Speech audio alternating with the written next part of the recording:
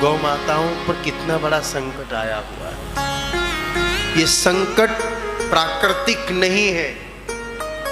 अगर आप इसको कोई प्रकृति की बीमारी समझ रहे हो तो नहीं, ऐसा नहीं है। ये संकट सोची समझी साजिश है। ये संकट भगवान का फैलाया हुआ नहीं, इंसान का फैलाया हुआ है। आप 3 बिंदुओं पर विचार करिए। ये बीमारी जहां से शुरू हुई है वो 3 जगह है, सौराष्ट्र, कच्छ और जैसलमेर। हिंदुस्तान में 3 जगह से ये बीमारी घुसी है, कच्छ, सौराष्ट्र और जैसलमेर। तीनों पाकिस्तान बॉर्डर पर है। थोड़ा गहराई से विचार करना चंद्र प्रकाश जी, और मेरी ये बात हो सके तो सेंटर तक पहुंचाने की कोशिश करना। आवश्यकता इन्वेस्टिगेशन की है। कोरोना के समय जहां जहां गो चिकित्सालय थे और गो चिकित्सा से लोगों का उपचार हुआ, वहां लोग मरे नहीं। गुजरात में टेटोड़ा में गौशाला में एक हॉस्पिटल खोला गया 350 बेड का। आप सबको पता है कि हॉस्पिटल में जो गए उनमें से आधे नहीं आए, ये जानते हैं ना आप। लेकिन टेटोड़ा गौशाला में जो टेम्परेरी हॉस्पिटल बनाया, वहां इलाज में कुछ नहीं, गोमूत्र, गाय माता के गोबर के कंडे की भस्म और गाय माता के गोबर के छाने पर घी और गूगल का धूप दिया जाता था पेशेंट के पास। इतना ही किया। 350 बेड हमेशा भरे रहे।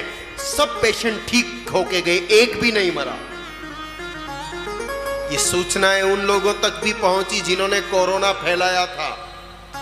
उनको लगा कि गाय ऐसी शक्ति है जो जैविक हथियार को रोकती है, और आने वाले समय में जैविक हथियारों से हमले होंगे और होंगे।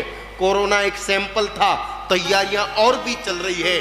उनको जब लगा कि गौ की सेवा से, गौमूत्र से, गोबर के धुएं से और गोबर की राख से लोग स्वस्थ होते हैं, तो आने वाले समय में लोग इसका उपयोग करेंगे तो हमारी साजिश ठीक नहीं होगी।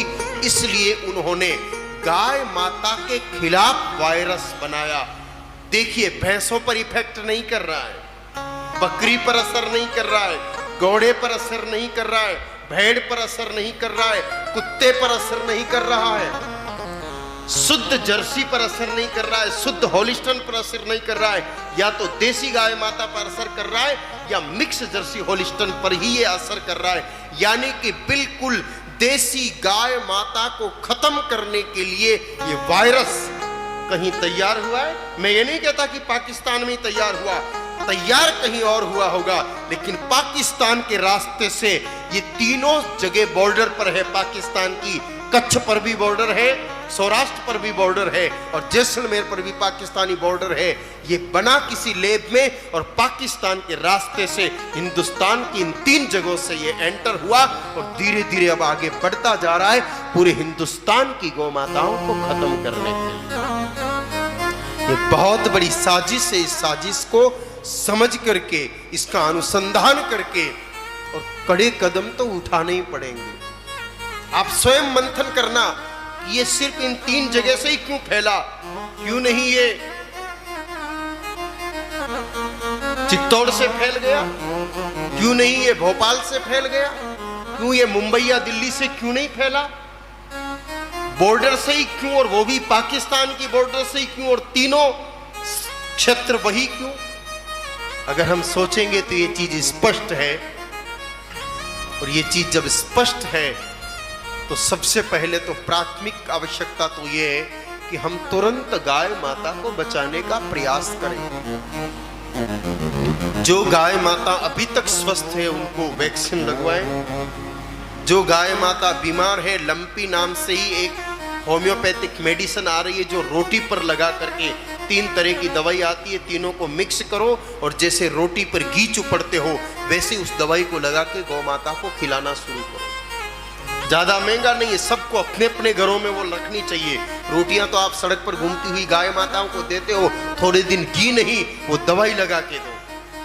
बहुत ज्यादा महंगा नहीं, 100-150 रुपए का डिब्बा आता है। अपने अपने घर में इस समय सब वो डिब्बे रखिए। और तीनों दवाइयों को मिला करके एक डिब्बे में 3 शीशी आती है, तीनों को मिक्स करो और मिक्स करके रोटी पर चुपड़ करके जितनी गाय माताओं को खिला सको खिलाओ। ये इस समय की सबसे बड़ी सेवा है।